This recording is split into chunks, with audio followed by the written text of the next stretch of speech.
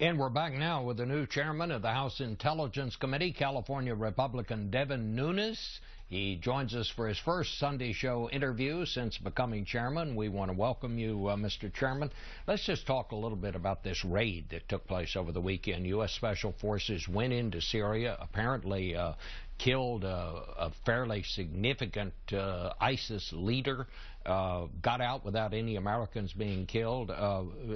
Flesh it out for us. What do you know? Well, many of us have been advocating this strategy for a long time, or using this tactic, because it's just a better way to gather intelligence versus just airstrikes. So it takes guts for the administration and our military to put a action like this together. It was successful. We're happy that they got back safely. Now, over the coming weeks, we'll know what they were actually able to gather there. What do you? I hear they may have gotten computers, phones. How significant would that Well, be? this target was known as the accountant for ISIS. So hopefully, one would assume there would be a lot of intelligence at his hideout. He was the one, as I understand it, who was brokering sales of oil. And so you would want to know what he's doing, because you would want to know how they're bringing in money, moving money, and then spreading it out to the organization. You are just coming to the chairmanship of this committee. What's your first impression? How are we doing in this fight against ISIS? Well, I think it's important for people to know, first off, that ISIS I describe as Al-Qaeda 6.0, which is what Ambassador Crocker defined ISIS as. Really the sixth generation of Al-Qaeda. The problem that we have now, I think the American people need to understand, and the administration needs to get a better grasp of, is ISIS is not in just Iraq and Syria.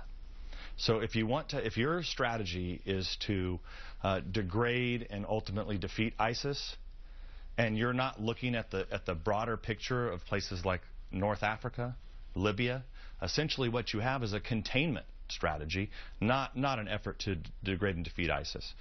And I say that because you have many of the fighters we know are coming from North Africa.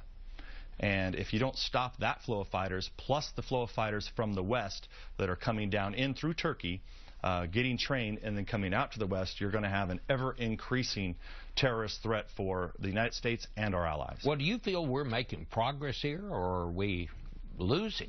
I think we are containing ISIS within the borders of Iraq and Syria. Outside of that, we're not doing much.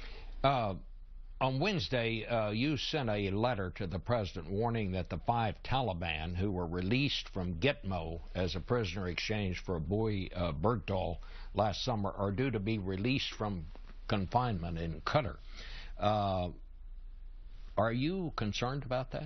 Yeah, so what we explained to the president was on June 1st, so we're less than 2 weeks away from guys who we know. And what I said in the letter is we know they are in communications with bad guys, just like they were doing before, when they were picked up on the battlefield and brought to Guantanamo in the first place.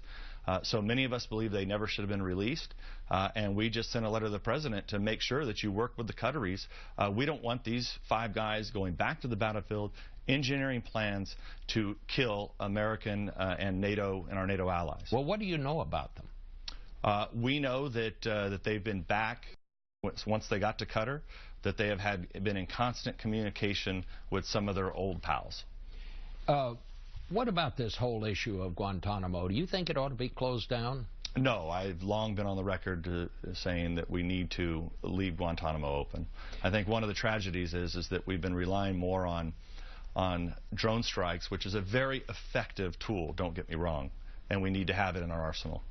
But when you go out and you vaporize our opponents, it makes it, and you're not willing to bring them to places like Guantanamo and get actionable intelligence from them, it makes it harder to understand the enemy, thus harder to defeat the enemy. The big thing in Congress right now, the trade agreement that's pending, where do you come down on that?